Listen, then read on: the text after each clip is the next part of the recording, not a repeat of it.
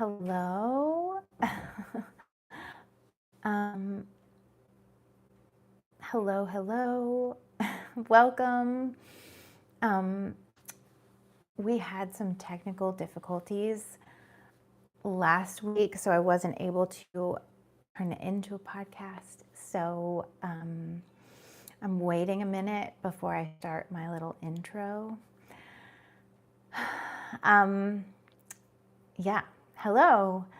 Welcome. My name is Brandy Walker, and this is How Are We Doing? A emotional support podcast for times such as these. So I'm going to start this week by reading the Substack article that I wrote, because that's what this is. What did we create this? That is the title, I think, of the Substack article. Why am I not remembering? Did we create this collective manifestation, a thesis? And it'll probably be a little bit shorter of a live tonight. I have, we're losing the light, but it's kind of like the lighting's a bit of a vibe. I'm going to read this article and then we'll talk about it. And so here we go. It starts with a quote by Marianne Williamson. Our deepest fear is not that we are inadequate. Our deepest fear is that we are powerful beyond measure. In 2013, I was still at a place in my journey where I was looking for permission for my desires to be allowed, for my faith to be deconstructed. Danielle Laporte had just launched a book called The Desire Map, in which she proposed a similar thesis to the one echoed by Amanda Frances a few years ago. Our desires are good guidance.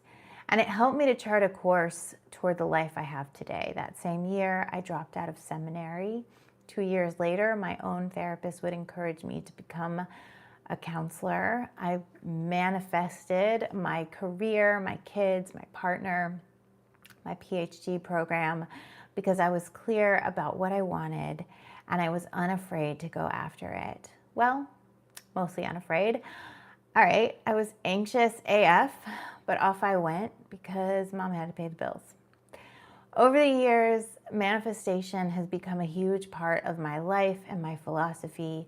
Although I know many scoff at the idea, in the last decade, I've witnessed a cultural shift. Manifestation is trending, and that presents its own set of problems, but I digress. Whatever the downsides, it means that people are considering that they might have agency in their own lives. They're not succumbing to the belief that they are victims of circumstances or their personality, and I think that's a good thing. Some manifestation teachers propose that we create all of it, the good, the bad, and the ugly. This is understandably problematic.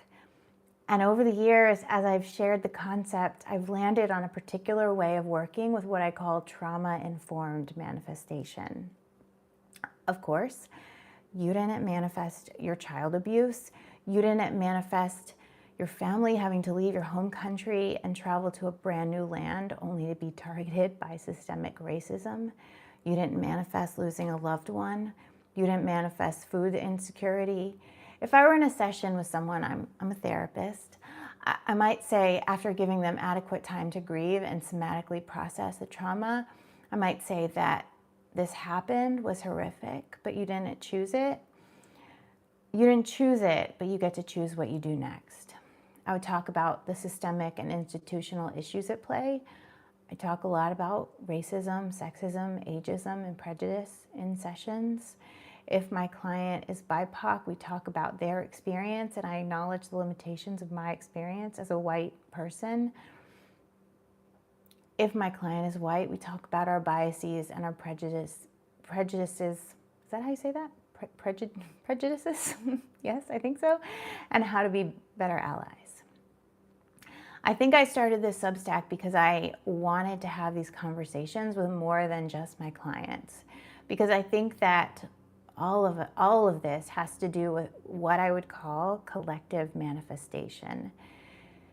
In other words, you didn't manifest your trauma, but that doesn't mean that we didn't. If the issues are systemic, collective, and cultural, then that means that we all played a part in creating them. It also means that together we have the opportunity to change them. I suppose now is a good time to recount a weird meditation that I had a few mornings ago. Stay with me. I closed my eyes and I was soaring. It seemed like a past life memory, so I went with it. I meditate every morning, so sometimes my meditations just go wild, and I swear it's like totally sober. It's a cool thing. Meditation is awesome. The message I received was that I was an elder in an ancient community, and I had the ability to shapeshift into a great bird. I was troubled as I recalled a family in my community. It was a mother, a daughter, and a father. The mother's resentment toward the daughter had seeped into everything, wounding them both. The daughter tried tirelessly to appease her mother, but nothing worked.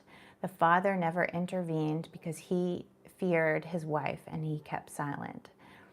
In the meditation, I soon understood that I was not only the elder watching this unfold, I was also the mother, I was the daughter, and I was the father. The medicine was in the repair work. It was early enough in our world that the mother was able to accept accountability for the harm she had done. The daughter could forgive and also take ownership of the ways she'd given her power away. The father's work was to admit his complacency for the many times he avoided conflict and protected himself instead of his child. And I, the elder, acknowledge my part in allowing this dynamic to take root in my community. For years, we have, as a collective, manifested by accident. We've bought into the lie that there is not enough love or resources for all. We didn't focus on what we wanted. We focused instead on what we thought was necessary, often at the expense of ourselves and others. Racism, sexism, and other isms are patterns we've co-created over time, not something any one person sat down and chose. These shared patterns have resulted in trauma, loss of power, and harm that affects specific bodies and lives.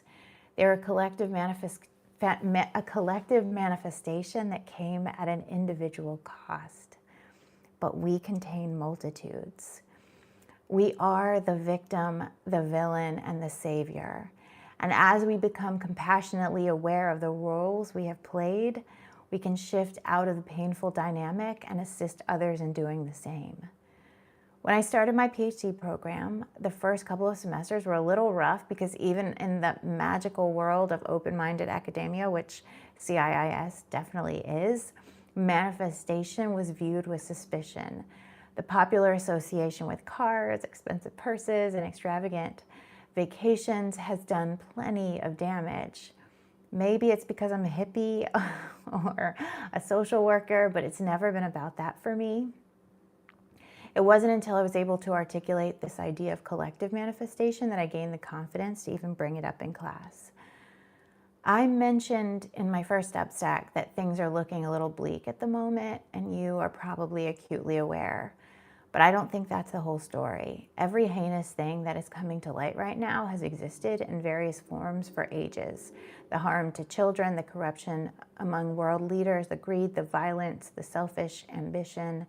Astrologer Heather Ensworth argues that it must all come to light to be witnessed, healed, and ultimately transmuted. So now we must ask ourselves, I argue, what have we created? And more importantly, what do we want to create? Our desires are good guidance. My PhD is in transpersonal psychology. Transpersonal means beyond the personal, pointing to the ways our experience can extend into something larger than the individual self. Our capacity for connection, meaning, and the good we can do together. It begins with the understanding that we can do better for ourselves, our children, and our communities. Manifestation in simple terms is the idea that non-physical things like thoughts, emotions, imagination, and beliefs can have a marked impact on our physical environments. Imagine what we can manifest with conscious collective intention. Because the truth is, despite how powerless we might feel right now, we are powerful beyond measure.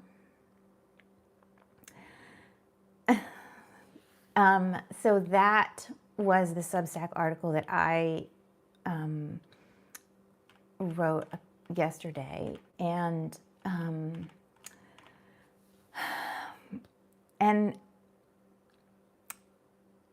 yeah, so thank you.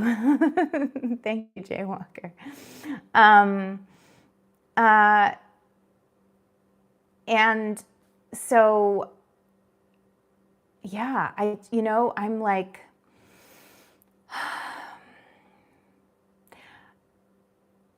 I'm realizing that kind of says everything that I wanted to say.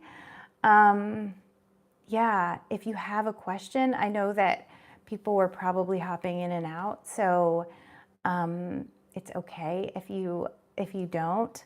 But yeah, I feel like the energy of this week has been kind of intense. And it's interesting because I think that for someone like myself who is, somewhat sensitive to the energy of the collective, like what's going on, even as it presents in our own lives, which can sometimes mean that we feel a little more frazzled, or we feel a little more irritable, or we feel a little bit lighter, like whatever kind of is happening. Usually what's happening in our personal lives is also happening in the broader collective. There's this idea of as above, so below, like what is going on within us has implications for the world. And so it may feel like, well, you know what? I don't know what you're talking about, and none of this really matters to me, and maybe it doesn't.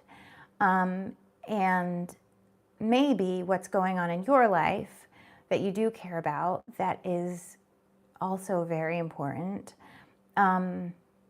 has implications for your, the broader world and community. And we don't have to know exactly what that means or how that looks.